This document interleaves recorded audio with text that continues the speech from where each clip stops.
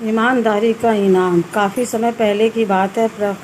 प्रखर नाम का एक राज्य था। वहाँ का राजा बहुत अच्छा था, मगर राजा को एक सुख नहीं था। वह ये कि उसके कोई भी संतान नहीं थी और वह चाहता था कि अब वह राज्य के अंदर किसी योग्य बच्चे को गोद ले ताकि वह उसका उत्तराधिकारी बन सके और आगे की बागडोर को सुचारू रूप से चला सके। और इसी को देखते हुए राजा ने राज्य में घोषणा करवा दी कि सभी बच्चे राजमहल में एकत्रित हो जाएं। ऐसा ही हुआ। राजा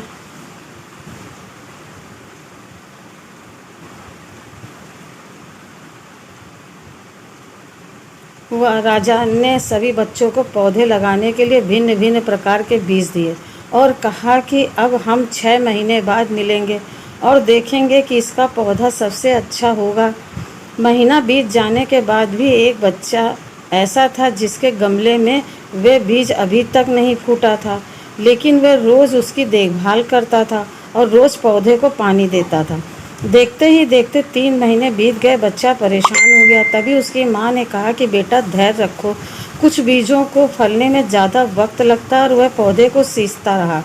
6 महीने हो गए। राजा के पास जाने का समय आ चुका था, लेकिन वह डरा हुआ था कि सभी बच्चों के गमलों में तो पौधे होंगे और उसका गमला खाली होगा। लेकिन वह बच्चा ईमानदार था और सारे बच्चे राजमहल में आ चुके थे। कुछ बच्चे जोश से भरे हुए थे क्योंकि उनके अंदर राज्य का उत्तराधिकारी बनने का प्रबल लालसा थी। अब राजा ने आदेश दिया, सभी बच्चे अपने अपने गमले दिखाने लगे, मगर एक बच्चा सहमा हुआ था क्योंकि उसका गमला खाली था। तभी राजा की नज़र उस गमले पर गई। उसने पूछा, तुम्हारा गमला तो खाली है? तो उसने कहा, लेकिन मैंने इस गमले की 6 महीने तक देखभाल की है। राजा उसकी ईमानदारी से खुश था कि उसका गमला खाली है। फिर भी वह हिम्मत करके यहाँ आ तो गया। सभी बच्चों के गमले देखने के बाद राजा ने उस बच्चे को सभी के सामने बुलाया। बच्चा सहम गया और राजा ने वह गमला सभी को दिखाया। सभी बच्चे जोर से हंसने लगे। राजा ने कहा, शांत हो जाइए, इतने खुश मत होइए।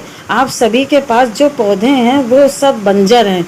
आप चाहे कितनी भी मेहनत कर लें, उससे कुछ नहीं निकलेगा। लेकिन असली बीज यही था। राजा उसकी ईमानदारी से बेहद खुश हुआ और उस बच्चे को राज्य का उत्तराधिकारी बना दिया। क्या सीखने को मिला उसके? मेरे हिसाब से अपने अंदर ईमानदारी का होना बहुत ज़रूरी है।